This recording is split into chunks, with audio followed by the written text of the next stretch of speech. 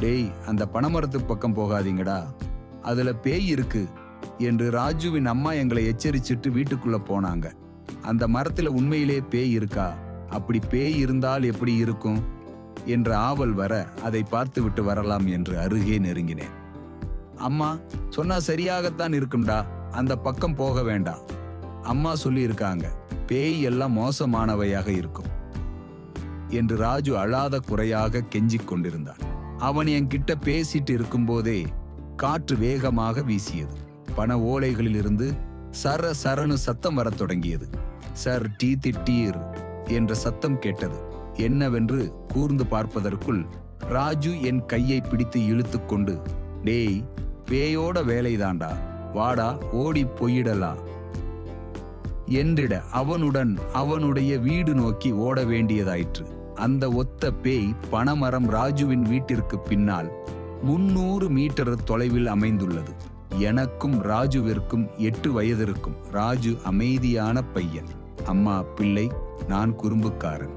செய்யக்கூடாது சொன்னால் அதை ஏன் செய்யக்கூடாது என்று சிந்தித்து ஆராய்ந்து தேடுபவன். ராஜுவின் வீட்டை அடைந்தோம். ராஜுவிற்கு அதிக பயமாக இருந்ததால் அவனுடைய அம்மா மடியில் போய் அமர்ந்தார். 2 பேரும் ஏன் இப்படி ஒடியாறீங்க, என்ன குறும்பு பண்ணிட்டு வாரீங்க என்று கேட்டதும் ராஜு நாங்க பனைமரத்தை பார்க்க போனதையும் அங்க நடந்ததையும் ஒன்று விடாமல் சொல்லிட்டாரு. ராஜுவோட அம்மா கோவமா என்ன பார்த்தாங்க. நான் வீட்டுக்கு கிளம்புறேனம்மா அப்படின்னு சொல்லிட்டு கிளம்புனேன். ராஜுவோட அம்மாவை எங்க அம்மாவா நினைக்கிறதால அம்மானு தான் சொல்லுவேன். அவங்க என்னையும் அவங்களோட பையன் மாதிரி தான் நடத்துவாங்க. நான் கிளம்பிய போது, சிவா இங்க வா, இப்படி உட்காரு அப்படின்னு சொன்னாங்க. நான் பக்கத்துல போய் அமர்ந்தேன். சிவா, நீ புத்திசாலியான பையன்னு தெரியும், அந்த பனைமரத்து பக்கத்துல ஏன் போகக்கூடாதுன்னு சொல்லுறேன் என்றால் ஒரு தடவை அந்த மரத்துக்கு சொந்தக்காரனுக்கு வெட்ட பனைமரத்தில் ஏறினார். பாதி மரத்தை தாண்டி ஏறும்போது பேய் காற்று வீசியது. நுங்கு காய் வந்து அவர் தலையில் விழுந்துடுச்சு. அதனால அவர் கீழே விழுந்து செத்து போனார். அந்த காரணத்தால் அந்த மரத்தை வேட்ட முடிவு பண்ணி சில அந்த மரத்து பக்கம் போனாங்க. அவங்க மரத்தை வெட்ட தயாராகும் போது பேய் காற்று வீசத் தொடங்கியது. 2 நுங்குக்காய் வந்து இருவர் தலையில் விழுந்ததால அவங்க மண்டை உடைச்சிருச்சு. அந்த மரத்தில பேய் இருப்பது இப்படித்தான் தெரிய வந்தது. அப்புறம் யாரும் அந்த மரத்து பக்கமே போகல. அதனால நீங்க இனி அந்த மரத்து பக்கம் போகக்கூடாது என்று அந்த மரப்பேய் கதையை சொன்னாங்க. இருந்தாலும் எனக்குள்ள ஆர்வம் இன்னும் அதிகமாயிடுச்சு. அன்றிரவு சந்தேகத்தை தீர்க்க ஒரு திட்டம் போட்டேன். அதற்கு அம்மாவிற்கு தெரியாமல் ராஜுவை சம்மதிக்க வைத்தேன். அதன்படி இரவு 11:30 மணிக்கு யாருக்கு தெரியாம டார்ச் லைட்டோட கிளம்பினேன். ராஜு வீட்டருகில் போய் ராஜு என்றழைத்தேன். உயிர் நண்பன் உடனே ஓடி வந்தான். பனைமரத்தில் இருந்து சிறிது தூரத்தில் நின்று பனை மர உச்சியில லைட் அடிச்சு பார்த்துட்டு இருந்தோம். அந்த நேரம் கண் விழித்த ராஜுவின் அம்மா சன்னல் வழியாக பார்க்க பனைமரத்துல நாங்க லைட் அடிச்சு வெளிச்சம் தெரிந்துள்ளது. உடனே ராஜுவை தேடி இருக்கிறாங்க. அவனை காணவில்லை என்றது வீட்டை விட்டு வெளிவந்து எங்க பின்னால் சிறிது தூரத்தில் நின்று நாங்க என்ன பண்றோம்னு கவனித்திருக்கிறாங்க.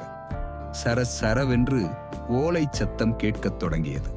சார் டீ திட்டீர் என்று அதே ஒலி இடி மாதிரி கேட்க ராஜு பயந்து திரும்பி ஓடினான். ஓடியவன் அம்மா மேல் மோதியதும் அம்மா சத்தம் போடாமல் அவனை பிடித்து கொண்டார்கள். டேய் சிவா, வந்து காப்பாத்துடா, பேய் என்ன பிடிச்சிட்டுச்சுடா, சீக்கிரம் வாடா என்றான். நான் திரும்பி லைட் அடிச்சேன். ராஜு கையை பிடித்து கொண்டு அம்மா நின்றாங்க. நான் காலையில அவ்வளவு சொல்லியும் இந்த நேரத்துல இங்க வந்து நிக்கிறீங்களடா, டேய் சிவா, உனக்கு பயமா இல்லையா என்றாங்க. பயமா? அப்படின்னா என்னம்மா என்றேன். இப்போ சத்தம் கேட்டு ராஜு ஓடி வந்தானே, அதான் பயம் என்றாங்க அம்மா. எதுக்குமா பயப்படணும்? அந்த மரத்துல தான் பேயெல்லாம் இல்லையேம்மா, காற்று அடிக்கிறதால தான் நுங்கு காய் அதன் அடியில் விழுது. நீங்க சொன்ன மாதிரி பேய் இருந்திருந்தா நாங்க லைட் அடிச்சதற்கு நுங்க காய் எங்க மேல வந்து விழுந்திருக்கணுமே என்றேன். சொல்லிக் கொண்டிருக்கும் போதே பனை மரத்து அடியில் சர் டீ திட்டீர் என்ற சத்தம் கேட்க அம்மா சிந்திக்கத் தொடங்கினாங்க. நீ சொல்லுறது சரிதான்டா பெரிய மனுஷா என்று கூறிவிட்டு என் கையை பிடித்து வீட்டுக்கு கூட்டிட்டு போனாங்க.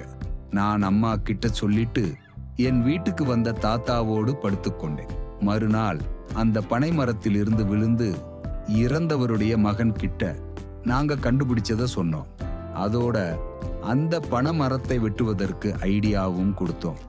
அதன்படி மரம் வெட்டுபவர்கள் தலைக்கவசம் அணிந்து கொண்டு வந்து அந்த மரத்தை பாதுகாப்பாக வெட்டி வீழ்த்தி அப்புறப்படுத்தினாங்க.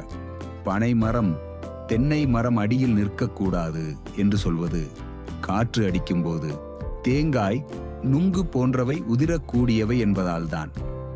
அந்த பருவத்தில் அவற்றை பாதுகாப்பாக பறிப்பது அந்த மரத்துக்கு சொந்தக்காரரின் சாமர்த்தியம்தான்.